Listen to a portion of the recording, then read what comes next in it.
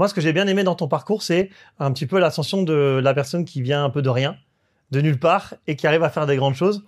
Donc, je m'épanouis dans mon travail, et à un moment donné, bon, il vient des blessures et tout, c'est un peu compliqué. Dans l'immobilier, c'est que la rigueur et la discipline, c'est quelque chose que vous avez tous en commun. On a levé 380 000 euros. En combien de temps? Quelques heures. Bonjour à tous, bonjour à toutes, et bienvenue dans un nouvel épisode de Experts de la Pierre. Je suis avec Loïc. Salut Loïc. Salut Jérôme. Ça va? Ouais, en pleine forme. Tout va bien? Ouais, je suis content d'être là. Allez, c'est déjà bien. On commence par une bonne nouvelle. Je suis content d'être là. Aujourd'hui, on va parler de toi, Ouais. de ton parcours. Moi, ce que j'ai bien aimé dans ton parcours, c'est un petit peu l'ascension de la personne qui vient un peu de rien, de nulle part, et qui arrive à faire des grandes choses. Donc, c'est ça que je voulais mettre en avant aujourd'hui dans le podcast. Donc, on va rentrer directement dans le vif du sujet. Ok. D'où viens-tu? Qui es-tu? Qu'est-ce que tu fais? Pourquoi tu es là? Moi, c'est Loïc, j'ai 36 ans, j'habite dans les Alpes-Maritimes à Grasse. Ouais. Je suis marié avec Caroline, j'ai 2 enfants. Aujourd'hui, j'ai plusieurs activités. On a une activité entrepreneuriale avec une entreprise dans la transition énergétique. On fait de l'investissement locatif. On a une activité de marchand de biens et aussi divers investissements. On s'est un petit peu diversifié dans nos investissements. Ouais. Donc, voilà, je suis papa de 2 enfants aussi, donc je profite avec mes enfants, on voyage beaucoup. Le but, je suis sportif aussi, donc voilà. Ok. Voilà ce qui me définit. Et du coup, tu as commencé comment? C'est quoi ton parcours? Alors moi, on va pas partir de trop loin, mais en gros, collège moyen, Ouais. des résultats moyens, l'école n'était pas faite pour moi, j'avais Ok. pas envie de continuer, donc j'ai choisi de partir la filière professionnelle. J'ai un papa qui est artisan plombier, Ok. donc je m'oriente vers un BEP électricité, puis un bac pro, donc dans une filière pro. Clairement, j'ai trouvé ma place, ça me parlait beaucoup plus, j'ai des bons résultats. Donc, à côté de ça, moi aussi, je me suis mis un peu au sport. Avant, je faisais du sport, mais je me trouvais pas trop. Et c'est vraiment, pour moi, été un petit déclic cette période-là, parce que je me suis mis au sport, j'ai commencé à avoir des résultats, j'ai fait de la boxe, en fait, par hasard. Ok. Et en fait, c'est vrai que des bons résultats à l'école, parce que du coup, ça me parlait beaucoup plus, c'était beaucoup plus technique. Je commençais un petit peu la boxe, je fais ma place dans le club. Sorti de ça, en fait, je pars travailler avec mon papa, qui est artisan, plombier, et qui m'avait dit qu'il m'apprendrait le métier de plomberie. Et moi, j'ai besoin d'un bagage un peu plus technique. Donc, je rentre avec lui, et il m'apprend le métier pendant 5 ans. C'était ton mentor. C'était mon mentor. Clairement, oui, c'est vrai qu'il a toujours été. Moi, j'ai toujours aimé son style de vie parce que du temps, il travaillait, il gagnait correctement sa vie, passait du temps en famille et tout. Et moi, j'ai toujours un petit peu cet exemple-là. Et à côté de ça, en fait, il se passe que la partie sport à cette période-là est très importante parce que je me révèle un petit peu et c'est là que j'ai un déclic de mindset. C'est vrai que je commence à avoir des résultats. J'ai le coach qui me prend un peu sous son aile, qui me dit en fait, il faut que tu ailles faire des combats, ça va le faire. Okay. Et moi, qui ai un profil moyen à l'école, collège compliqué, des fois je me faisais embêter et tout, pas trop confiance en moi. Et en fait, c'est le déclic. Premier combat, je gagne par KO. Et là, je me dis, ouais, c'est chaud ce truc-là. Donc, je continue à m'entraîner, ça me donne pas mal de force. Et donc là, j'ai une grosse période où beaucoup de sport. Grosse prise de confiance, gros déclic. Et là, c'est 5 fois par semaine, je me mets à fond dedans. Et du coup, j'ai mon boulot à côté qui me plaît, d'accord. Donc, c'est boulot sport, quoi. Ouais, boulot sport, je faisais que ça. Donc, la transition après, c'est que moi, en termes de le sport, c'était vraiment plaisir. Je monétise pas cette partie-là. Donc, je m'épanouis dans mon travail. Et à un moment donné, bon, il vient des blessures et tout, c'est un peu compliqué. Je vais la faire courte. Mais après, le sport, je le mets un peu de côté. Et je me dis, bon, maintenant, qu'est-ce qu'on fait? Le boulot, c'est bon, j'ai les compétences, je me lance. Donc, je me lance à mon compte. Okay, parce qu'au début, quand je fais le sport, t'es salarié? Ouais, je suis salarié chez mon père, en fait. Ok. Donc, en fait, ça se passe très bien, entreprise familiale, mais le but étant pas de rester en famille et tout. Le but, c'est de faire que chacun soit indépendant. Donc, je décide de me lancer à mon compte. Donc, plomberie, électricité. Donc, premier challenge. Le sport, je l'ai mis un peu de côté parce que je pouvais pas tout faire en même temps. Bien sûr, quand tu lances ton business, tu peux pas non plus tout empiler. Ah, le 5 fois par semaine, il est dur. Ouais, il était dur. Mais c'était une belle période parce que moi, ça m'a permis de faire des grandes choses vraiment dans ma tête et même autour de moi. Bon, on verra, ça t'a vachement aidé pour la suite, quoi. Pour moi, c'était le déclic, il était là. Mais en fait, il y a beaucoup de leçons que je tire de cette période-là. Du coup, je lance mon activité, plomberie, électricité, un peu tout en même temps. J'ai des clients, je remplis mon carnet de commandes, c'est génial. Je gagne ma vie, c'est bien. Entre-temps, je rencontre aussi ma femme. Ok. Donc, on fait notre premier achat d'appartement à l'époque avec des travaux. On faisait ça le week-end, etc. En famille, c'était top. Ce que je remarque dans les profils comme le tien, Ouais. et on le voit aussi dans les gens qui sont dans l'immobilier, c'est que la rigueur et la discipline, c'est quelque chose que vous avez tous en commun. Donc C'est toi, j'imagine que c'est venu de la boxe, C'est ça. cette partie-là. Bah, en fait, je me suis rendu compte que si tu donnes les moyens, Ouais. que tu crois, que tu es régulier, que tu mets de la discipline, de l'engagement, surtout de l'engagement, tout le monde peut faire les choses. Ouais, après, on a tous des facilités, des appétences, des points forts, des points faibles. Mais en fait, moi, je me suis rendu compte à un moment donné que je pouvais être champion de France de boxe, Ok. alors qu'en fait, j'étais pas prédestiné à ça, tu vois. Alors que peut-être 2 ans auparavant. Non, mais c'était pas possible. Et en fait, tu vois, et je m'entraînais comme un acharné. J'ai la rigueur, l'alimentation à gérer, la perte de poids, l'entraînement. Il y a plusieurs aspects à gérer. Et en fait, ouais, je suis allé jusqu'au quart de finale championnat de France. Et en fait, il s'avère que je gagne, je me pète la main. Et là, j'ai le docteur qui me dit arrête tout. Je m'étais déjà fait plusieurs arrachements osseux et tout. Il me dit là, stop, la boxe, faut arrêter, sinon tu vas plus pouvoir te servir de tes mains.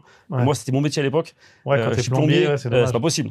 Et à l'époque, je savais pas que j'allais finir investisseur et que je toucherais plus un outil, mais à ce moment-là, c'était trop important. Donc la boxe, je l'ai mis de côté, j'ai passé mon monitorat, histoire de pas avoir fait tout ça pour rien. Donc aujourd'hui, je suis moniteur de boxe à côté, mais j'ai mis ça de côté.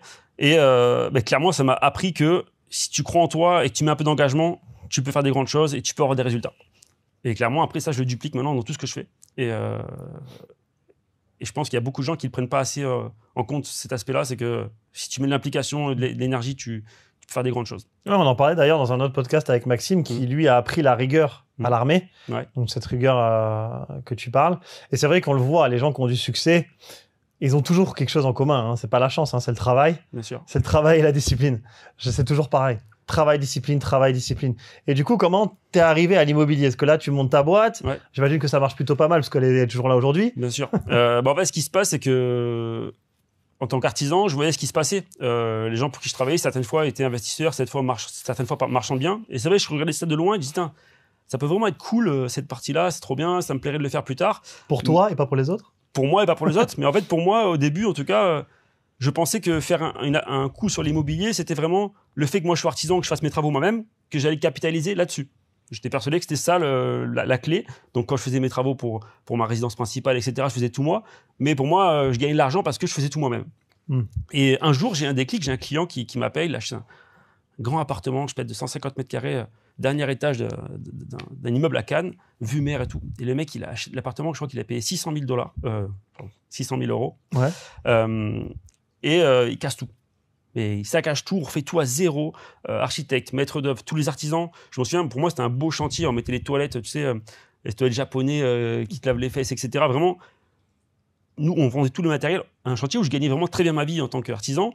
Tous les corps de métier, c'était le même cas. Et je me suis dit, le mec, il se fait un peu ouvrir sur les travaux. Comment il va sortir de ça?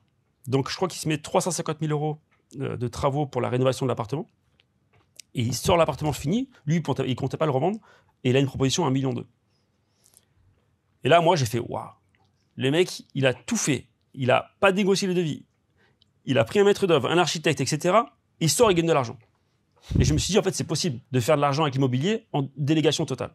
Et moi, c'était vraiment un déclic. Et ça a commencé un petit peu à me faire réfléchir. Moi, tu fais pas comme lui, hein. Tu fais un Non. peu plus sérieux. Oui, j'ai plus sérieux, mais en fait, tu te rends compte que c'est possible. Un peu moins full max, quoi. Non, mais tu peux faire de l'argent en grosse délégation, en faisant gagner de l'argent à tous les artisans, etc. Et sans y passer du temps. Donc moi, ça a été un déclic à ce moment-là.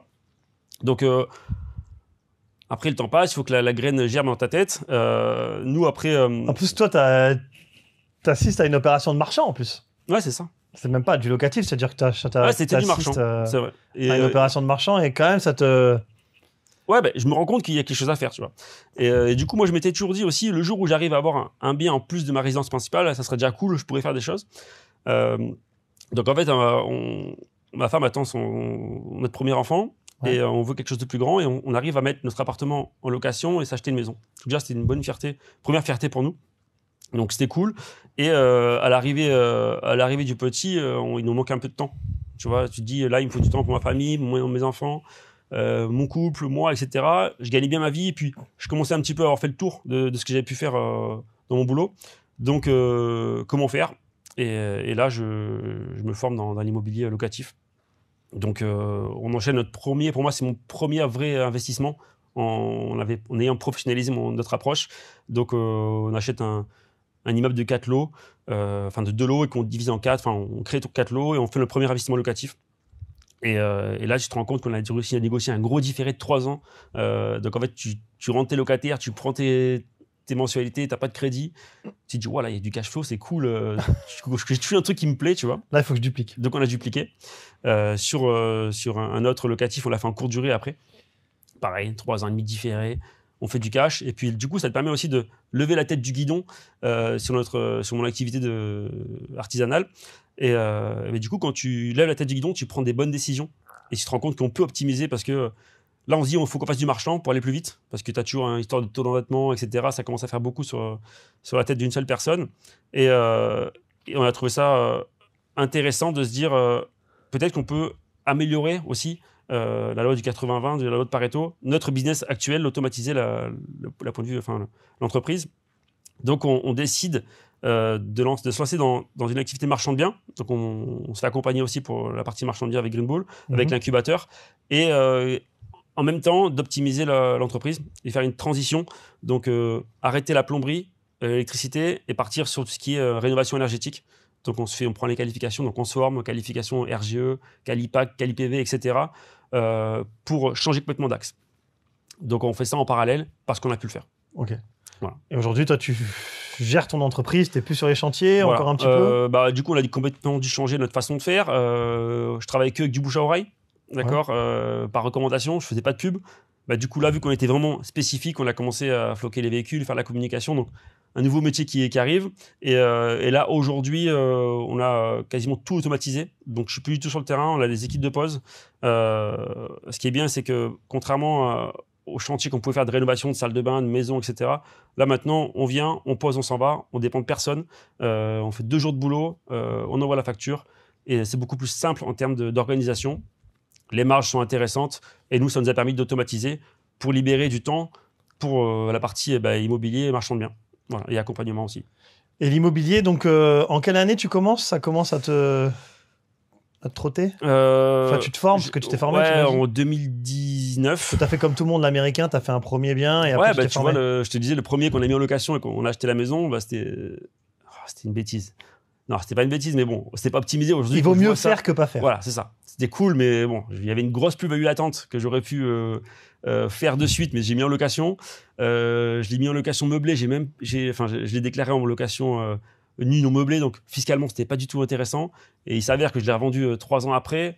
Et en fait, du coup, je prends une plus-value, un impôt sur la plus-value de 30 ou 40 000 euros, je me souviens plus. Du coup, ça correspondait au loyer que j'avais perçu pendant ces 3 ans, tu vois. Ouais. C'est pas grave, c'est cool, c'est partie du chemin. Mais clairement, tu vois la différence quand tu fais les choses de manière accompagnée ou non. C'est game changer, quoi, vraiment.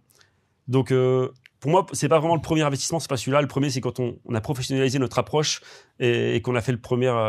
C'était quelle année celui-là, l'immeuble? 2018-2019. 2019. Ouais. Donc c'était il y a 6 ans. C'est ça. Il n'y a pas longtemps. Hein. Non, c'était il y a pas longtemps. Il y a eu du chemin parcouru depuis. Mais non, c'est génial. C'est génial de voir tout ce qu'on a pu faire et l'avancement.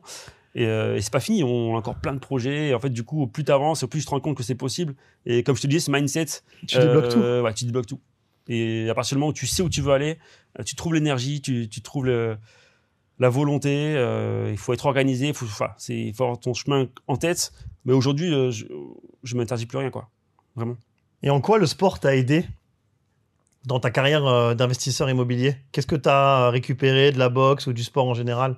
D'arriver à avoir le mindset, de savoir que c'est pas toujours facile, c'est pas toujours agréable, même dans le sport. Des fois, je t'entraîne, t'as pas envie, c'est dur, t'en chies clairement.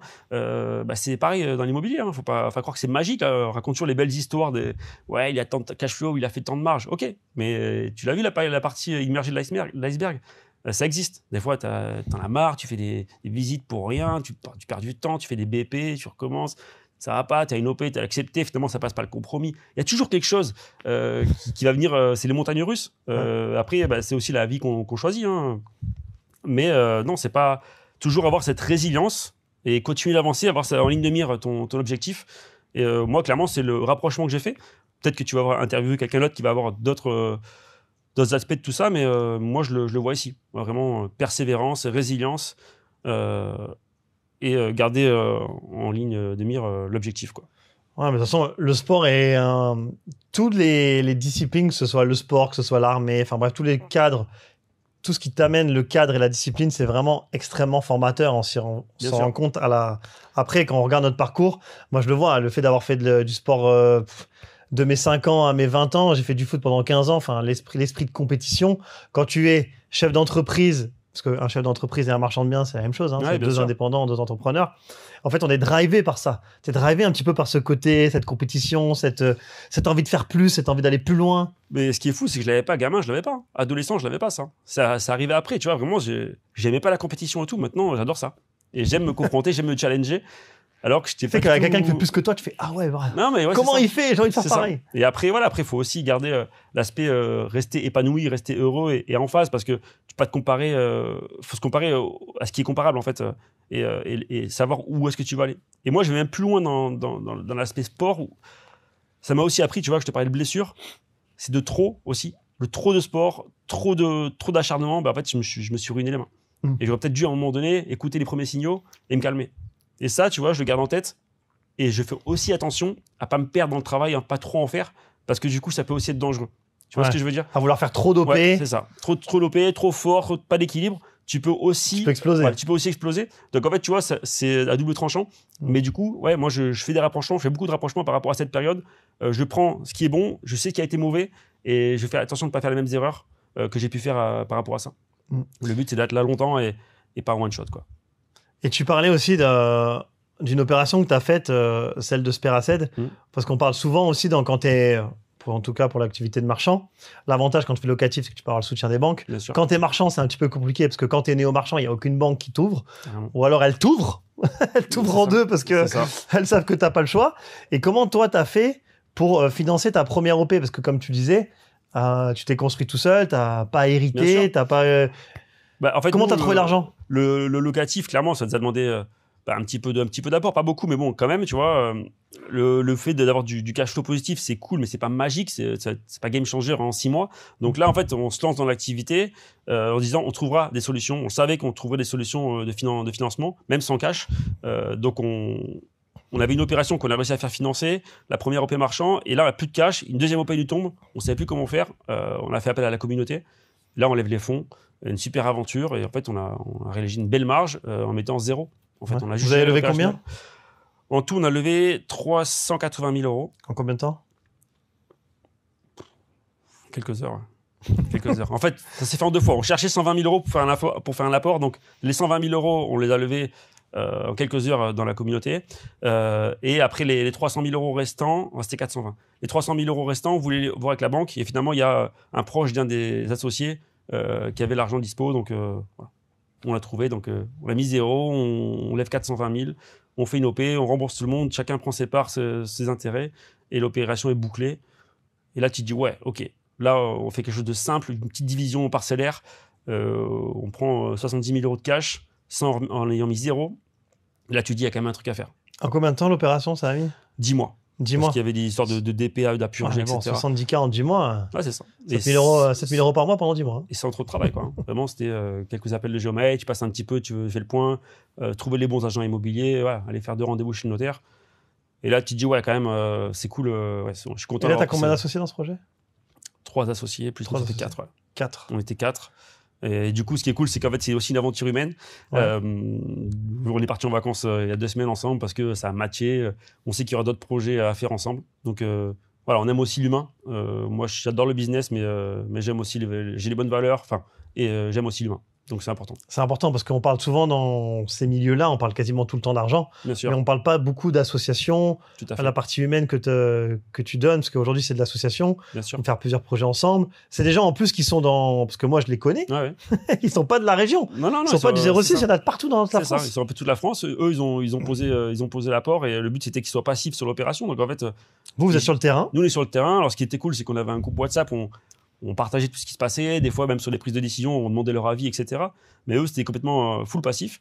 Ouais. Et ils ont suivi, et puis voilà, ils sont venus, ils faisaient le plaisir de venir dans les Alpes-Maritimes pour voir le projet et profiter un petit peu de passer du bon temps. Ouais. Il y a pire. Il y a pire. Il y a pire comme région pour faire du marchand. Donc voilà. Ah, c'est cool. Mais en tout cas, ce que tu dis, ce qui est important, c'est que Dans ces milieux-là, le réseau, il est vachement important. Parce qu'en fait, si t'as pas de réseau, si t'as pas de connexion, enfin, comment tu veux faire? Là, l'avantage que vous avez tous ensemble, c'est que vous venez tous de la même promotion. C'est ça. Vous avez tous été formés au même endroit, vous avez tous suivi le même accompagnement. Donc, c'est vrai que quand tu vas lever des fonds dans la communauté, là, dans le cas de l'incubateur marchand de biens avec Green Bull, bah, le gars, il sait que t'as fait la même formation que lui, tu vois. C'est un peu Bien comme sûr, quand tu bien sûr. recrutes et elle a fait la même école. Quand le recruteur, il a fait la même école que celui que tu veux recruter, c'est plus simple. On parle le même langage. On parle le même langage. Et clairement, oui, c'est important. Voilà, j'aime bien le dicton qui dit tu es la moyenne des 5 personnes que tu fréquentes le plus. En fait, entoure-toi des bonnes personnes, des gens qui ont la même valeur que toi. Des fois, c'est pas toujours évident, c'est pas toujours compris de ton entourage. Hein. Et nous, les premiers, hein, au début, quand on commençait à faire ça, les parents, au début, étaient fiers de nous, tu vois, mais quand ils te voient empiler le deuxième, le troisième projet, ils se disaient, mais attends, t'es sûr, Tu prends du risque, qu'est-ce hein. que tu fais là tu vas te perdre, tu vois. Et ben voilà, aujourd'hui, ils l'ont compris, mais à un moment donné, c'était un peu pourquoi ils font ça, quoi. Mais pourquoi aujourd'hui, pourquoi ils l'ont compris. On profite, on a du temps libre, voilà, on voyage, il y a du kiff. Et ça, t'as réussi à le mettre en place grâce à l'immobilier, quoi. Ah ouais, c'est complètement le levier. Pour moi, le gros levier, c'est l'immobilier. Il n'y a pas de sujet. Hein. Commencer où tu te lances dans le marchand de biens ou dans le locatif, mais l'immobilier aujourd'hui permet ce levier-là qui est exceptionnel et accessible à tout le monde. D'accord. Il y a rien de, c'est pas facile, mais il y a rien de compliqué à faire. Voilà. Bah, t'es la preuve. T'es parti de rien, t'y es arrivé. Enfin, voilà, je dis école moyen, j'ai un bac pro. Et aujourd'hui, je me donne aucune limite. Et quand j'ai envie d'apprendre quelque chose, je monte en compétence, je me forme, j'apprends. En fait, tu peux tout faire. Après, c'est sûr que si tu veux être médecin, ça ne marchera pas. Mais il y a tellement de choses que tu peux faire aujourd'hui sans diplôme. Si tu te donnes les moyens, c'est ouf, quoi. Dans l'immobilier, c'est ça, que c'est un petit peu l'école de la méritocratie, quoi. Si tu travailles et que tu es régulier et que tu appliques la méthode, ça, c'est cool. Et justement, toi, pour la partie plutôt marchand, c'est quoi ta méthode? Comment tu travailles un petit peu?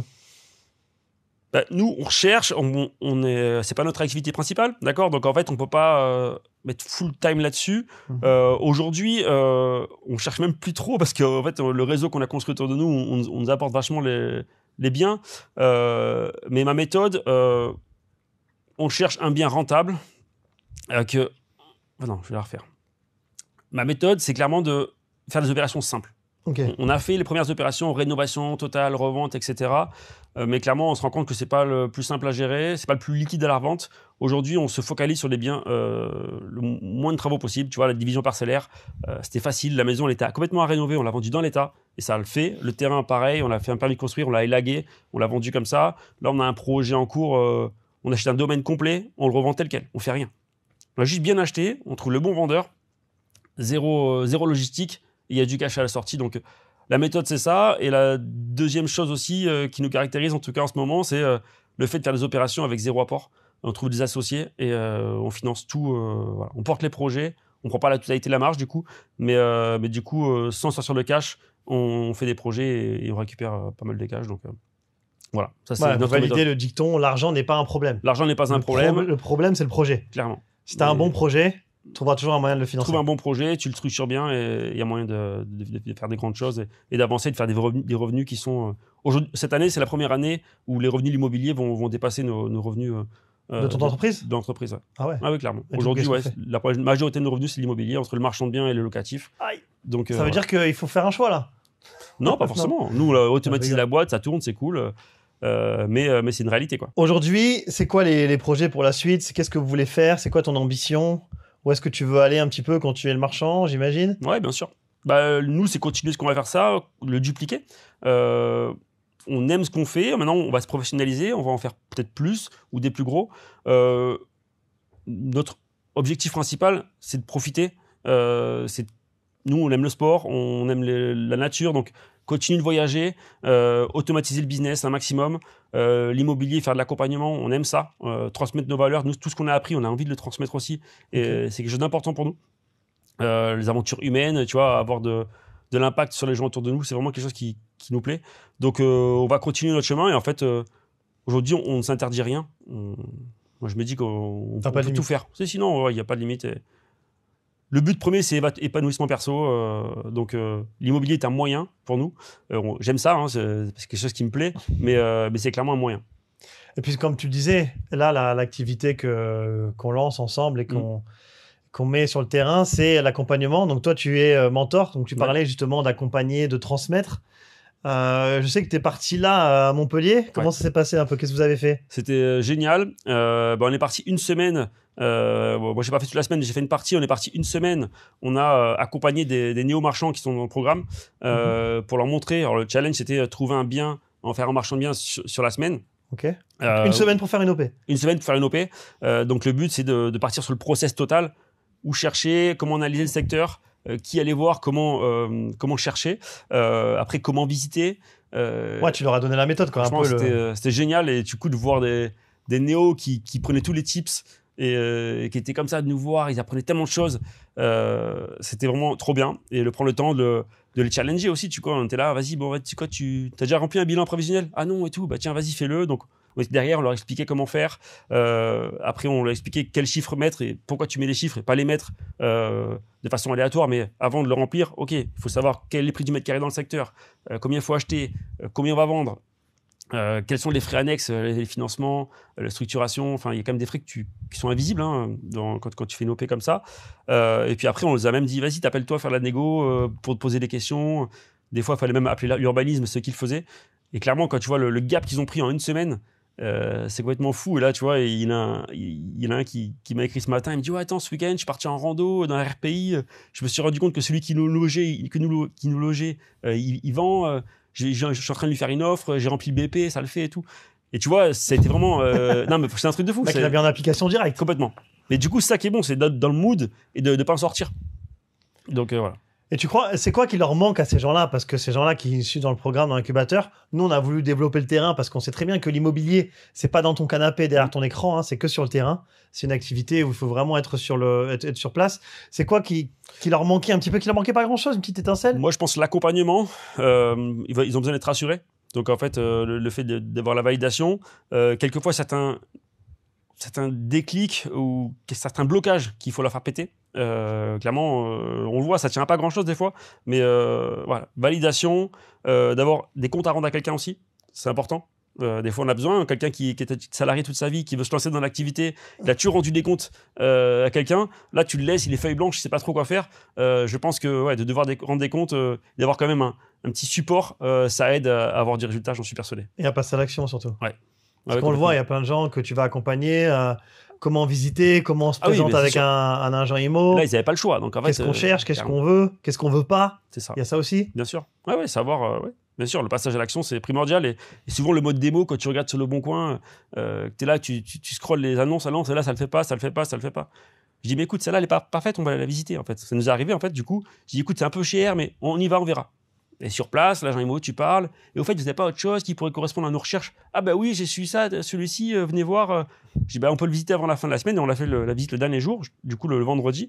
Et là, on est en train d'étudier des trois trucs par rapport à l'urbanisme. On va faire une offre. Et en fait, finalement, le premier bien qu'on a vu, il n'était pas bon. Mais du coup, le fait de se déplacer, de parler, c'est ça qui change tout. Donc, passer à l'action, c'est clair que être en mouvement. Moi, j'aime bien être en mouvement. C'est important, on le voit. Tiens, tu me fais penser à une opération sur Toulouse. On va visiter sur Toulouse et on a l'opération sur le papier, elle est ric-rac. Elle n'est pas super méga rentable. Sauf que l'agent IMO, il nous apprend qu'il y a un studio qui n'est pas dans l'annonce, qu'ils l'ont pas compté parce que qu'ils avaient, je sais pas, ils l'ont pas compté. Bon, ça fait longtemps qu'il n'est pas habitué, il faut le refaire. Et bon, tu gagnes 30 mètres carrés. Ah, et 30 mètres carrés à 4-5 000 du mètre. Tu vois, ton opération elle devient vite fait rentable. C'est pour ça que je suis d'accord avec toi, il faut tout le temps aller visiter, on ne sait jamais. Il faut visiter et être en mouvement. Il se passe toujours des choses quand tu es sur le terrain, tu vas voir les choses. Nous, l'opération, le premier locatif qu'on a fait, sur l'annonce, ça valait pas le coup. Je suis allé par curiosité. Et en fait, il y avait des combles à aménager alors que. C'était pas dans l'annonce. C'était pas dans l'annonce. Le garage, on l'a transformé en commerce. C'était pas dans l'annonce non plus. C'était un garage, tu vois. Donc en fait, tu crées de la valeur. Donc il faut se déplacer, il faut bouger, parler. Et tu vas avoir des résultats. Parce qu'on voit sur le terrain, il y a les agents, ils n'ont pas forcément la notion du marchand, de ce qui est possible de faire en découpage. Celui qui vend, encore moins. Donc c'est vrai que... Des fois, on donne trop de crédit aux agents immobiliers. Clairement, il faut se faire son propre jugement et il faut avoir les bonnes connaissances. Là encore, c'est vendredi dernier, je vais faire une visite. L'agent immobilier, il me dit « Ouais, on peut découper. » Je dis « Mais vous avez vu avec l'urbanisme si on peut découper et tout ?» Ouais, je pense que oui. En fait, il te dit ça, mais il le sait pas. Donc moi, ce matin, là, on est lundi, j'ai appelé à 9h l'urbanisme et ils m'ont confirmé qu'il fallait bien des places de stationnement. Donc, du coup, le projet n'est plus le même. Mais l'agent immobilier, c'est déjà la première chose qu'il aurait dû faire. Donc vraiment, c'est important d'avoir les bonnes compétences pour faire toute sa due diligence tout seul et avancer, parce que pas écouter ce qui se fait autour. Il faut faire attention à ne pas faire confiance à tout le monde. Non, tu peux te faire embobiner. Hein, donc, l'importance d'avoir des gens bienveillants autour de toi, le bon réseau, pour avoir les bons mécanismes. C'est ça, et nous, c'est ce qu'on met en place avec le comité projet. Tu as quand même des layers, des personnes qui vont aller vérifier en plus de ce projet. Donc, si on veut faire de l'immobilier, du marchand de biens, et qu'on est motivé, qu'on a beaucoup de motivation et qu'on se reconnaît dans ton parcours, ce qui est cool, c'est que tu es mentor, donc tu peux accompagner les gens. Carrément. Donc ça, c'est cool. Voilà, Loïc est là. Donc si vous voulez vous lancer dans l'incubateur, parce que lui fait du marchand, il vous accompagnera dans la partie marchand. En tout cas, dernière petite question, avant de te remercier, c'est de dire un petit peu aux gens qui nous regardent et qui nous écoutent, à celui qui veut se faire du marchand, qu'est-ce que tu lui dirais pour se lancer? Qui veut faire de l'immobilier tout court. Ouais, l'immobilier. Bah, clairement, je pense qu'il faut comprendre. Celui qui hésite. Comprendre. Déjà, pourquoi tu veux le faire, où est-ce que tu veux aller. C'est important, parce que la motivation, ton résultat, ta motivation, ça va vraiment être là où tu veux aller. L'immobilier, c'est un super outil, mais clairement, il faut monter en compétences. Donc, forme-toi, entoure-toi des bonnes personnes et passe à l'action. Bah, clairement, c'est le mode démo. Non, tu mets-toi en mouvement et il va se passer des choses extraordinaires. Voilà. C'est le mot de la fin. C'est le mot de la fin. C'est un beau mot. C'est un beau mot de la fin. Mettez-vous en action. Sortez-vous les doigts, comme dirait un ami à moi, qu'on connaît bien. Mais voilà, c'est clair. En tout cas, l'immobilier, c'est, à travers ce podcast, les experts de la pierre, c'est de vous montrer en fait que, vous avez vu, ces gens-là, c'est des gens ordinaires qui font des choses extraordinaires. Et ils viennent pas d'un milieu secret ou d'un truc particulier. Non, c'est tous des gens qui ont fait, quoi. C'est accessible à tous. Qui ont fait, qui se sont donné les moyens et qui sont passés à l'action. En tout cas, merci Loïc d'être venu, d'avoir partagé ton parcours. C'était un plaisir. C'était cool. Et je vous dis à plus. À plus. À la prochaine. Ciao.